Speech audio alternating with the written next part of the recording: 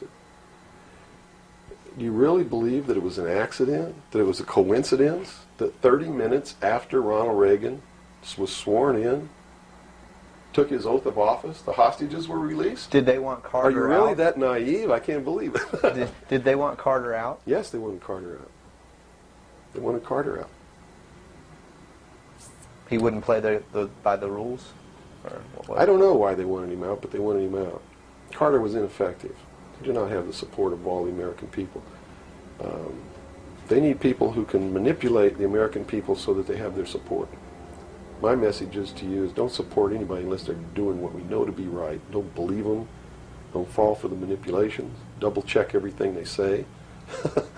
And that means you can't rely on the media as it is today either. Oh, of course not. All the media in this country, radio, television, and print, is all owned by 5 corporations. All of these corporations that own the media are owned and controlled, and members of the Council on Foreign Relations sit on their board of directors.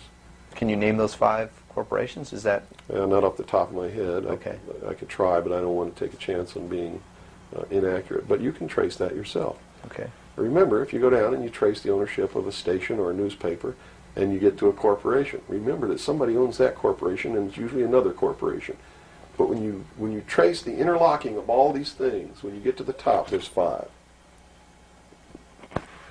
And all journalists know that there's some things you don't write about, and you don't talk about, because you'll lose your job.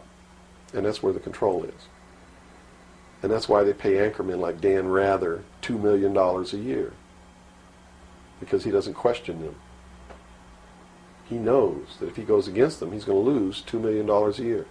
Do you think a man that looks pretty and sits in front of a TV camera for the 6 o'clock news is worth $2 million a year? No way. I don't care how long he works, and I don't care what he does.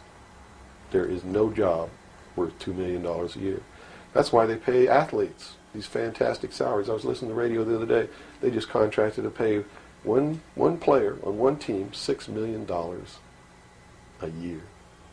Can you believe this? And why is that?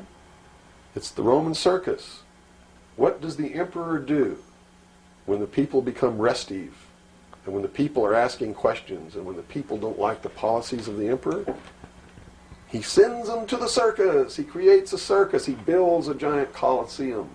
And he begins to throw the Christians to the lions. And he has great chariot races and football games and basketball games, all to keep the idiots preoccupied with things that don't mean anything in the scheme of the entire world,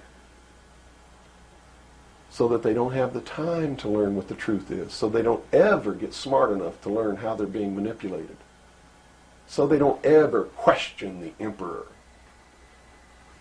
That's why they pay a player on a football team or a baseball team $1 million or $2 million or $3 million a year. It is the Roman circus. I know men who don't know anything in the world except who plays third base for the Mets. And they think that's a great accomplishment. And they meet and pat each other on the back and bond and go have cocktails and talk about what this guy that plays third base for the Mets did in last night's game. It's sad. It's really sad. Is there any room in a kind of society where these manipulations are not taking place for this type of entertainment or any type of entertainment at all? If people understand that a game is a game, if people understand that nobody, no matter what they do, is worth paying $2 or $3 million a year for, people should be able to get rich if they want to, by the sweat of their individual labor. Okay? By going out and doing something for the world. Not by taking people's minds away from the emperor. It's a game. Football's a game. Football's a game. But let me tell you something. When 150 of the most powerful men and women in the world can meet in secret in Baden-Baden, Germany, and plot the fate of billions, and nobody even cares about it, but 6 football players go to lunch together and it's in the headlines across the country, you have a reflection of the society in which that exists.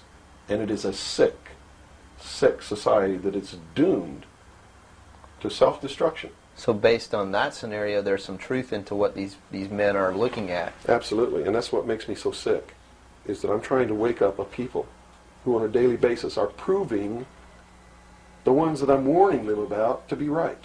Mm-hmm. Well, so that even though a minority, there are people out there that you recognize are awake to this, if they don't do something about it, they will lose that ability to be free in that way. That's correct. Whether they might think, well, I don't need to worry about it because I know what I know and I'm fine. That's it doesn't right. work that way. There's a connection here to everything. That is correct. That is absolutely correct.